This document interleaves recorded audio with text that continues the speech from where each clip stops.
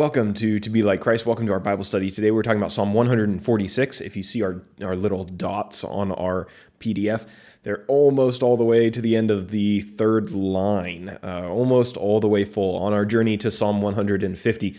Today, Psalm 146, if you would like this PDF, you can download it on our website for free. There's links down in the description. In terms of our author for today, as I mentioned, David's streak ended with Psalm 145.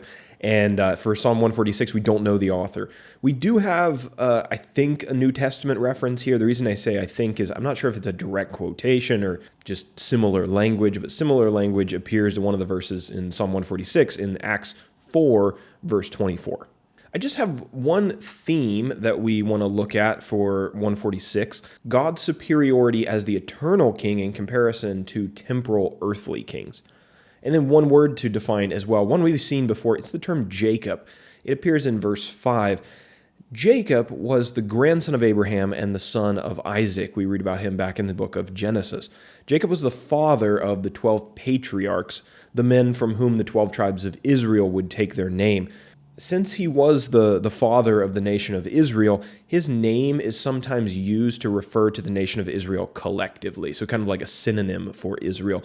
And that's the way that we see it used in verse 5. As we go over to page number 2 and take a look at our outline, I will say before we begin, sorry about my voice if I sound funny and kind of raspy. I have kind of like just tightness in my chest, and I've got a cough. I've been sick the last 3 days or so, and I've been sick more in the last 3 months than I've been sick in like years, so sorry about the sound, but we'll get through it. Let's talk about this chapter, and I've got all 10 verses under one heading, and that is the good and eternal King. The writer opens Psalm 146 praising God and telling the reader to put their trust in the Lord rather than putting their trust in any earthly human rulers.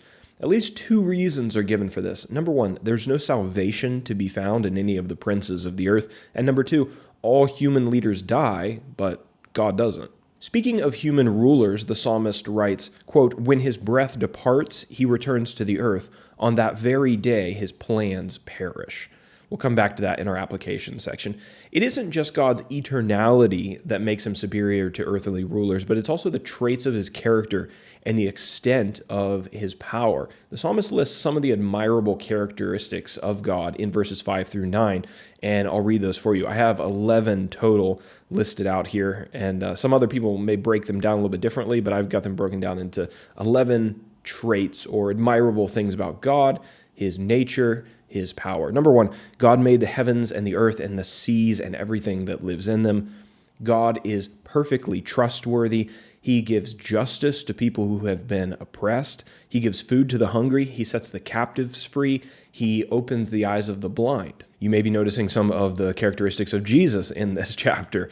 He lifts the downcast. He loves those who live righteously. He watches over travelers or sojourners, as the text says. He takes care of widows and orphans. He also punishes the wicked.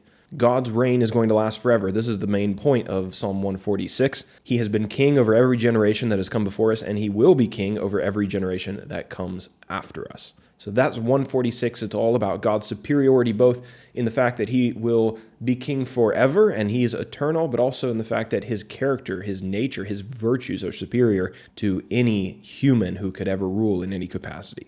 I mentioned that I wanted to return to verse 4 for our application today. Let me reread that verse. This is, again, in the context of talking about human rulers who, when they die, which they inevitably do, their plans, their ambitions, their goals, the things that they stood for, they kind of perish with them. When his breath departs, he returns to the earth. On that very day, his plans perish. Verse 4 is very sobering to me, and I think to a lot of people. It reminds me that on the day that I die, my personal ambitions are going to die with me. No one's guaranteed to carry them forward. No one's guaranteed to care about the things that I cared about, to stand for what I stood for. It's not certain that anyone will care about the plans that I made or respect my wishes and carry them out as I would have. And for me, this is why I find it very, very fulfilling to work for God. As a servant of his, I know that he'll use my work in his kingdom, perhaps even after I'm gone.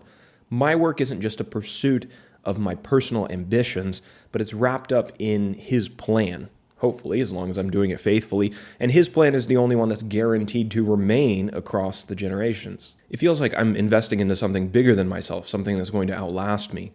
So the application for today is just this. Time invested into God's kingdom is a better long-term investment than time invested into personal ambitions.